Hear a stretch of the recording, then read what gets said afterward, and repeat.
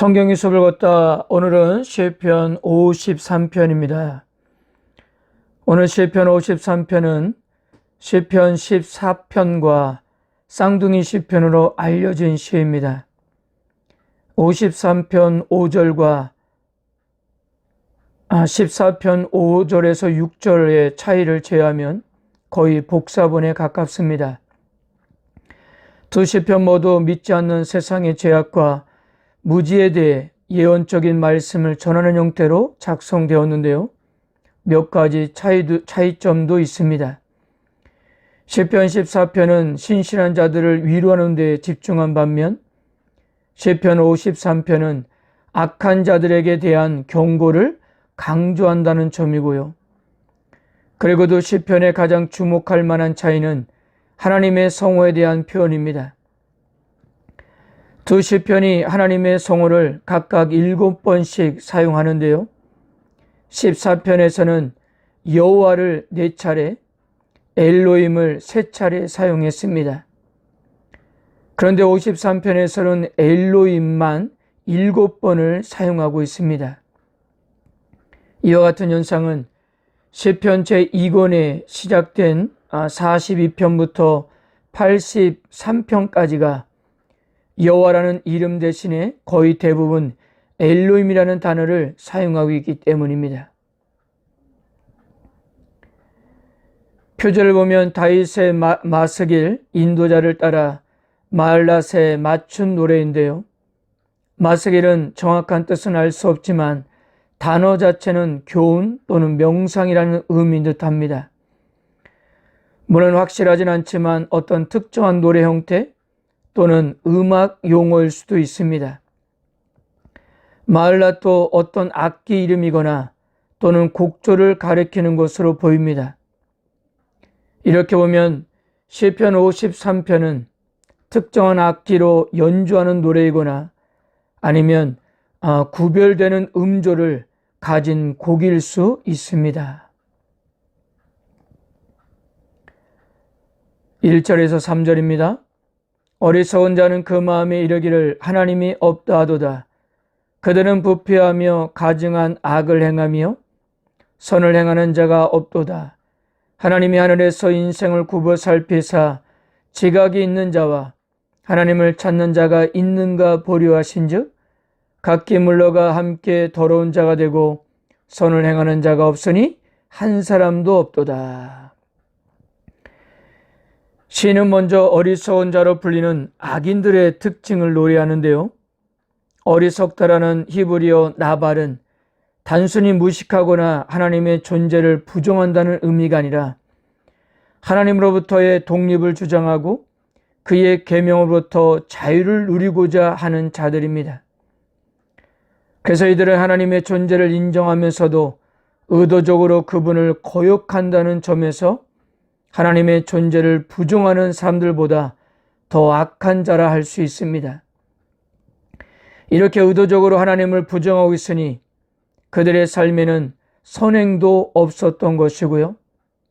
그래서 없다라는 말이 4차례나 반복하면서 그 사실을 강조하는데요. 하나님이 없다면 선행도 없다는 사실이었습니다.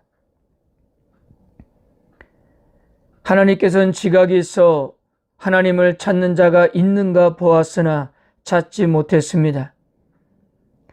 하나님이 하늘에서 인생을 굽어 살피사라는 표현은 창세기의 노아 홍수의 이야기의 서론과 바벨탑 이야기를 생각하게 하여 하나님이 이 세상을 살피시는 모습을 연상시킵니다. 그런데 하나님이 땅을 살피신 결과 그들은 모두 다 치우쳐 더러운 자가 되었고 선을 행하는 자가 하나도 없었다는 것이 하나님의 판단이셨습니다. 이 시편 53편 1절에서 3절은 사도 바울이 모든 사람이 죄 아래 있다는 것을 입증하기 위해서 인용했습니다. 로마서 3장 10절에서 12절 기록된 바 의는 없나니 하나도 없으며 깨닫는 자도 없고 하나님을 찾는 자도 없고 다 치우쳐 함께 무익하게 되고 선을 행하는 자는 없나니 하나도 없도다. 죄의 노예가 되어 있는 인류의 전반적인 사항을 묘사한 것입니다. 4절에서 5절입니다.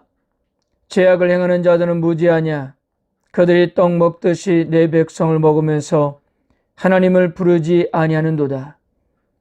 그들이 두려움이 없는 곳에서 크게 두려워하였으니 너를 대항하여 진친 그들의 뼈를 하나님이 흩으심이라. 하나님이 그들을 버리셨으므로 뇌가 그들에게 수치를 당하게 하였도다. 이 부분에서 시인은 어리석은 자들이 알지 못하고 있는 것이 무엇인지를 보여주고 있습니다. 죄악을 행하는 자들은 무지하냐라는 질문을 통해 그들의 무지를 강조하는데요. 그들은 하나님을 전혀 의식하지 않고 있었습니다. 그런데 5절에서 이들이 알지는 못하는 것이 있었는데요. 그들이 악을 행하는 바로 그곳에서 하나님이 계신다는 사실입니다. 우리가 가지고 있는 성경은 5절 앞에 장소와 시간을 의미하는 거기에라는 히브리어 샴을 번역하지 않았습니다. 만약 이 샴이 장소를 의미한다면 악한 자들이 의인을 공격하는 자리에서, 즉 그들이 두려움이 없다고 생각하는 바로 그곳에서 오히려 하나님이 그들을 심판하실 것이라는 의미가 되고요. 샴이 시간적인 의미로 해석이 된다면 미래에 그들에게 심판이 임하게 될 것이라는 의미입니다. 어찌되었든 두 경우 모두 심판은 확실하게 올 것을 강조하고 있는 것입니다. 그 심판은 악한 자들이 이전부터 지금까지 한 번도 경험한 적이 없는 두려움을 경험한다는 것인데요. 하나님은 시기를 조율하시긴 해도 결코 아무것도 하시지 않는 분이 아니셨습니다. 그분이 손을 들면 정말 살 떨리는 일이 생긴다는 거예요. 이스라엘 역사에서 보면 하나님이 개입하셔서 그분의 백성을 파괴하려는 적들의 손에서 그들을 구원하신 때가 있었습니다. 그리고 이러한 개입은 종말에 일어날 거대한 구원의 그림자가 되기도 합니다. 마지막 6절입니다. 시온에서 이스라엘을 권하여 줄 자가 누구인가? 하나님이 자기 백성의 포로된 것을 돌이키실 때에 야곱이 즐거워하며 이스라엘이 기뻐하리로다. 시에는 여호와가 모든 것을 바로잡으려고 개입하실 때 이스라엘 백성은 기뻐할 것이라고 기대합니다. 그들은 잠시 고통당하고 밑바닥으로 내려가는 것 같지만 때가 되면 세상을 이기는 승리를 축구하게 될 것입니다. 시인이 어떤 구원을 기대하고 경험한 것과 상관없이 궁극적인 구원은 여호와가 세상을 심판하러 오실 때 이루어질 거예요. 구원의 위대한 날, 마지막 회복의 날,